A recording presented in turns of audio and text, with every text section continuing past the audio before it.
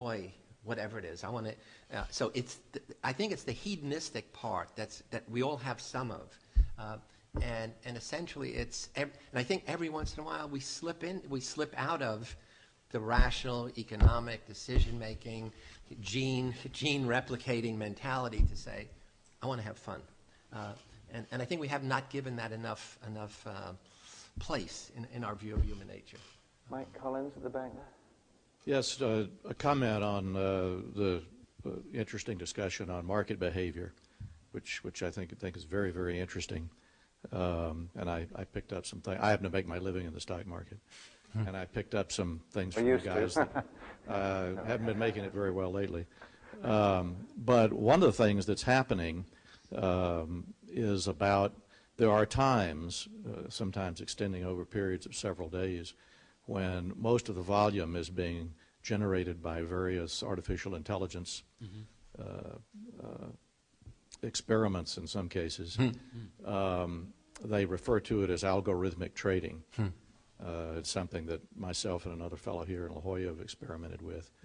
So I think it'd be interesting when we're thinking about group behavior and we're thinking about how artificial intelligence is going to be affecting civilization in the future. It's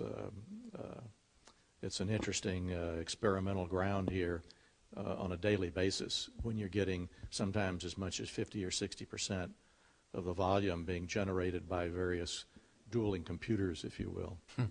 So many of my friends in machine learning, and I am the president of a foundation that actually runs a big meeting that has over 800 participants every year, who are the people who are programming those machines. And what they tell me is absolutely fascinating. Which you're absolutely right that it can be completely automated, and with these algorithms you can basically keep track minute by minute. And the key is to be right there when new information comes in so you can take advantage of it. So you have to be actually on the floor or have connected with the company. Delayed information is just no good, well, which is what we get. The other thing we have now is these vast baskets of securities that can be triggered to hit the floor.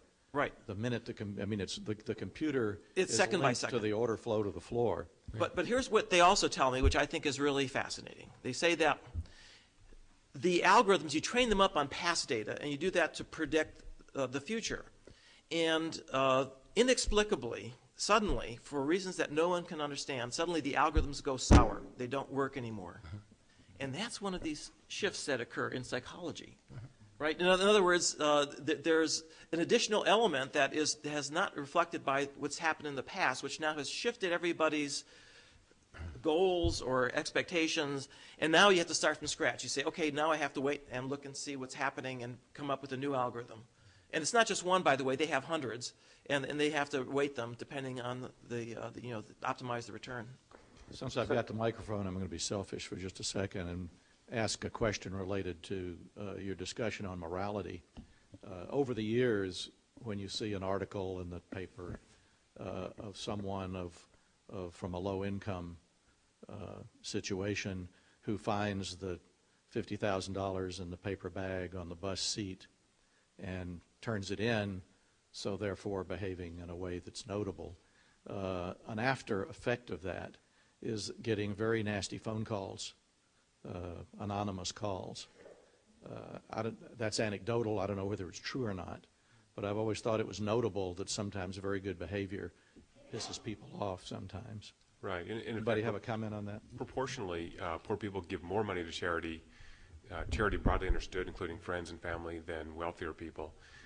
So I think there's perhaps more of a culture of giving because you're more at survival level. You actually need to depend on your neighbors more than maybe some of us in this room do. Interestingly, my writing partner's book is British, and I was on the phone with him a couple of days ago, and he was crying. He's a very creative writing guy. We don't cry. And there's a British TV show that was handing out awards to citizens who had done heroic deeds, and the presenters were Beckham and Michael Caine, and these very famous people. So somehow we have developed these institutions to lionize people who go to great risk or great expense to help others. I think that's an interesting behavior. Why would we do that? Why do we care that the truck driver pulled his partner out of the truck that was on fire? that actually is very compelling. I think that's the kind of binding agent that we see that Thomas presents to us. Yeah, I want to just follow up on that. It's a slight tangent. As you mentioned, Peter mentioned, I've been enmeshed in evil. The Stanford Prison Study, I was an expert witness in Abu Ghraib prison situation. And I wrote a book, The Lucifer Effect. But now I'm getting out of the evil game and I'm focusing on heroes. The sense that heroes are the antidote to evil. And the notion is, in order to be consistent, I'm arguing that most evil is done by ordinary people put in a situation that pushes them in that direction. And therefore, I have to argue that most heroes are ordinary people who are in the same exact situation that's pushing some to become villains, and they choose the heroic thing. We know nothing about the heroic decision moment. That everything we know in the psychology of heroism is really retrospective interviews of Christians who helped Jews, weeks, months, years later. And so this is where I think scanning can come in. Essentially, not only moral decision making, but really in the scanning, putting people in a situation where they have to, because to be a hero means you're behaving sociocentrically on behalf of someone else. You're taking an action knowing that the costs to you are probably higher than the gains. That is, for me, to be a hero, it's you're doing something where you know whether you're a whistleblower, whether you're taking a physical risk. And there are impulsive heroes and reflective heroes. Like whistleblowers are reflective. You have to collect data versus you jump on a railroad track to save somebody.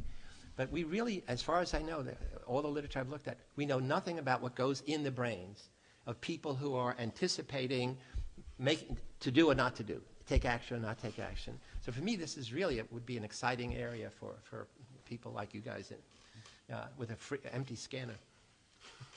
I think all the prediction, reward, decision-making, risk stuff, I think we'll find that being elaborated a little bit more in the next session as well. We're running a bit late, so we should probably go to a break at this point. If you can come back in 10 minutes, that'd be great. Thank you to the panel.